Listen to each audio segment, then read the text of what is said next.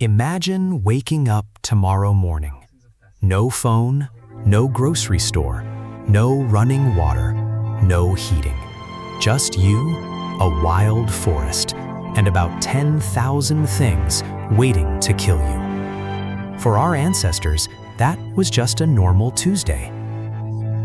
We often talk about ancient civilizations, Rome, Egypt, Greece. But those civilizations already had everything at their fingertips. Bread, wine, slaves to do the laundry. Life had become relatively comfortable. What I want to talk about today goes much further back, so far back that we're talking about people who had absolutely nothing. No agriculture, no cities, no concept of weekends, only raw, brutal survival. Yet astonishingly beautiful in its own way. And somehow, they made it work for hundreds of thousands of years. So today, we're diving deep into how prehistoric humans actually survived. Not the polished museum version, but the raw truth. Fire, fear, strange foods, social drama, and the extraordinary determination required to make it past the age of 30. Let's begin. Before we praise our ancestors, let's be honest about one thing. If you or I were dropped into the Paleolithic era right now, we'd be dead within a week. Probably by day 3, to be honest. You don't know which berries are poisonous. You don't know how to make fire without a lighter. You can't track animals. You can't build a shelter. You probably can't even predict the weather accurately. Most likely, you'd drink contaminated water on the first day, spend the second day suffering catastrophic stomach problems behind a bush, and by the third day, a cave bear would spell you from half a mile away. End of story. But here's the fascinating part. Our ancestors weren't born knowing these things either. They learned, slowly and painfully, over countless generations, through endless trial and error. And by error, I mean death, lots of death. Humanity is essentially the result of millions of years of people discovering what not to do. Every piece of survival knowledge passed down to the next generation was paid for with blood, hunger, and probably a lot of frustrated grunting. So let's break down exactly how they did it. Here's something nobody tells you about prehistoric life. Ancient humans thought about food roughly 90% of the time. The remaining 10% was divided among sleeping, reproduction, and panicking about predators. And honestly, that makes perfect sense. Finding food in the Paleolithic wasn't like opening your refrigerator at midnight. It was a full-time job with no salary, no guarantees, and a very real chance that the food would try to kill you before you managed to kill it. Hunting is the glamorous part, the part we see in illustrations. Giant mammoths, massive bison, woolly rhinoceroses. But let's be realistic. Most of the time, early humans weren't hunting mammoths. Do you know why? Because a mammoth was roughly the size of a school bus and had tusks as long as a sedan. Armed with little more than sharpened sticks, humans had to be incredibly clever, incredibly patient, and incredibly lucky to bring one down. Most of the time, they ate smaller animals, rabbits, birds, fish, and insects. Yes, insects. High in protein, easy to catch, and delicious if you're hungry enough, which they usually were. If you're making a face right now, remember that billions of people still eat insects today and consider them delicacies. You're the unusual one. But hunting, even small game, was only part of the equation. The true unsung heroes of prehistoric nutrition were gatherers. In most hunter-gatherer societies, women were responsible for gathering, and research suggests they actually supplied the majority of the group's calories. Roots, tubers, nuts, berries, mushrooms, leaves, they knew the landscape like a living map.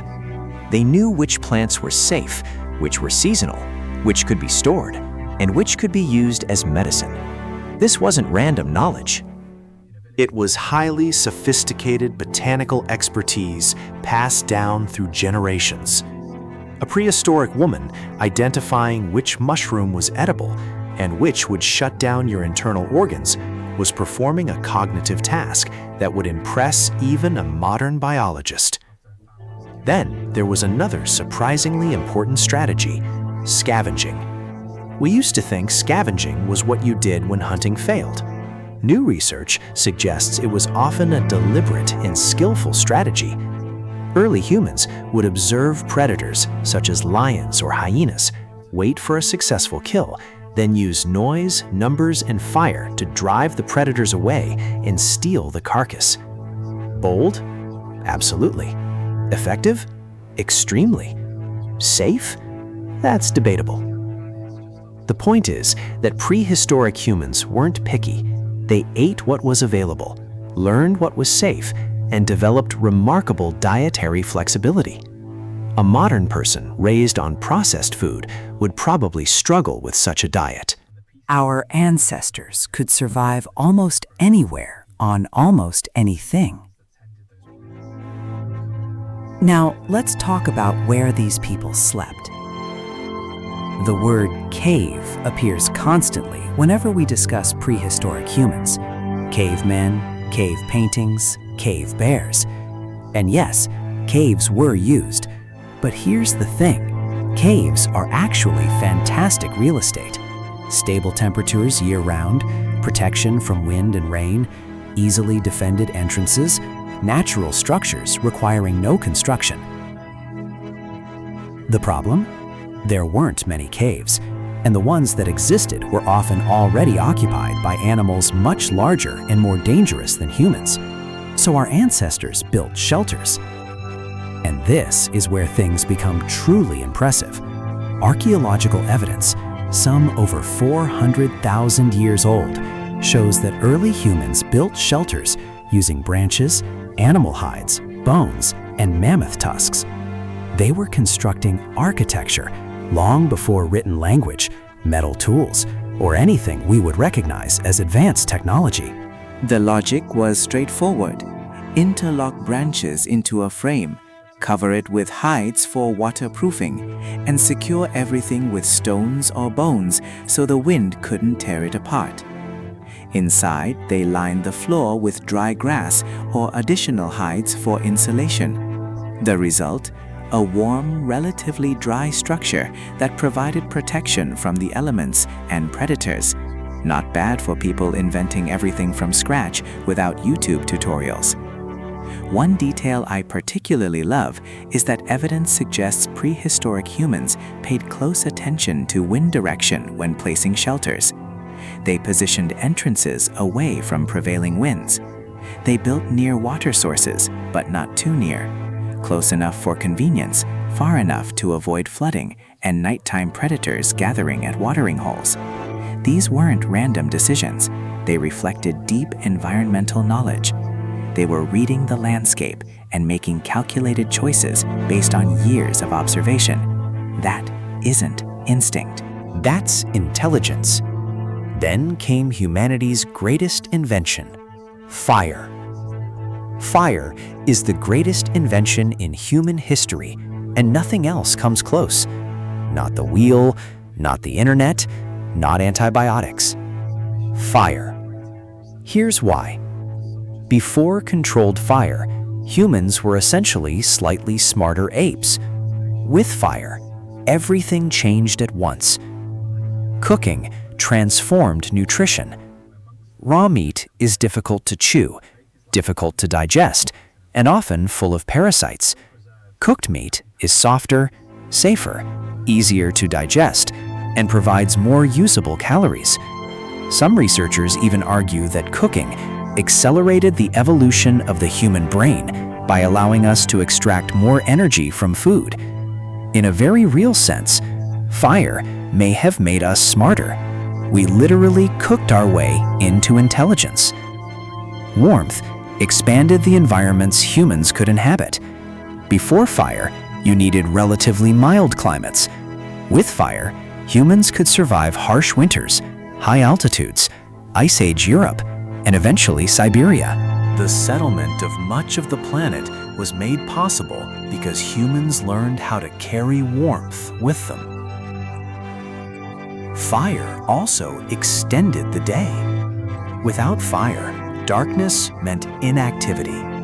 With fire, people could work, make tools, plan, socialize, and tell stories after sunset.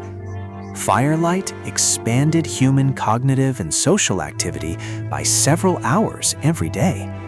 It also provided protection. Most animals fear fire. A burning fire at your shelter entrance discouraged wolves, lions, and hyenas. It functioned as both alarm system and weapon. And then there was the social aspect. Humans gathered around campfires, sharing food and stories. This is where human culture was born. Oral traditions, myths, social bonds, all grew around the fire. Some anthropologists even call it humanity's first community technology. How did they create fire? Several methods existed, depending on time and place. Striking flint against pyrite produced sparks. If those sparks landed on dry tinder, fungus, bark fibers, or dried grass, you got fire. Friction methods also worked, rapidly spinning a wooden stick against a wooden board. Both methods required considerable skill. Try it yourself sometime, then tell me how long it took. But perhaps the most important survival fact of all is this: you could not survive alone. This cannot be overstated. A solitary human in the Paleolithic was a dead human. Too slow, too weak, too vulnerable. No claws, no venom, no shell, no camouflage. Individually, humans are biologically unimpressive. Collectively, they're terrifying. Hunter-gatherer groups typically contained 20 to 50 people. That wasn't accidental. It was the optimal size for survival. Large enough to share knowledge, coordinate hunts, and defend against predators. Small enough to be sustained by local resources. Knowledge was shared across generations. Elders who could no longer run quickly remained invaluable because they remembered droughts, migration patterns, and environmental changes. Their knowledge could save the entire group. Children were everyone's responsibility. It takes a village to raise a child wasn't a metaphor, it was survival policy. Conflict within the group was dangerous because a divided group was a vulnerable group. This created powerful social pressures toward cooperation, fairness, and emotional intelligence. Some researchers argue that managing social relationships was a major driver of human brain expansion. We became smart not merely to make tools, but to manage each other. And yes, prehistoric social drama was probably spectacular. 50 stressed people living together constantly, facing scarce resources and life-or-death risks, that's reality television waiting to happen. Yet another challenge remained: health. Today, you cut your hand, clean it, bandage it, and move on. In prehistory, an infected cut could kill you. A fever could kill you. A broken bone could kill you. Childbirth frequently killed women. Even tooth decay could become life-threatening. And yet, people survived. How?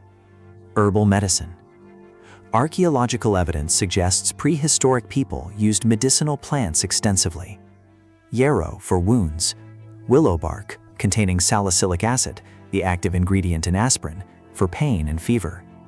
Ephedra as a stimulant. Many plants with genuine antibacterial properties were applied to wounds.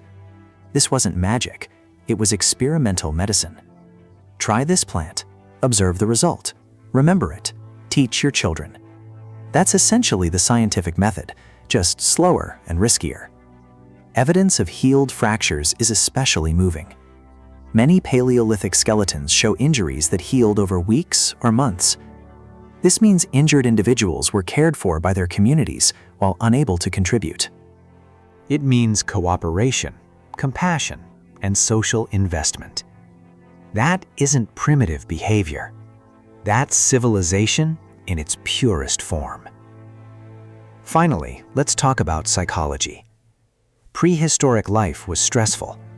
Every day brought the possibility of starvation, predation, illness, injury, and loss. No safety nets, no insurance, no doctors. And yet prehistoric humans weren't crushed by it. They created art. They buried their dead with rituals.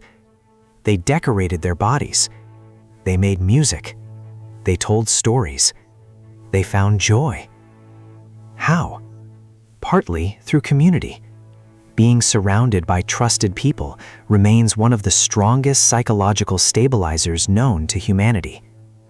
Partly through purpose. Every day contained meaningful tasks essential for survival. And partly through ritual. Seasonal celebrations, burial ceremonies, initiation rites. These weren't merely superstition. Rituals helped people cope with uncertainty. They provided a sense of control. And that sense of control is psychologically protective. We still use it today. We just call it different things.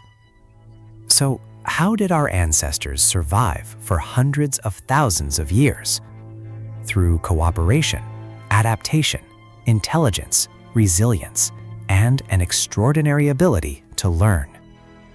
Humans with brains and bodies essentially identical to ours have existed for at least 300,000 years.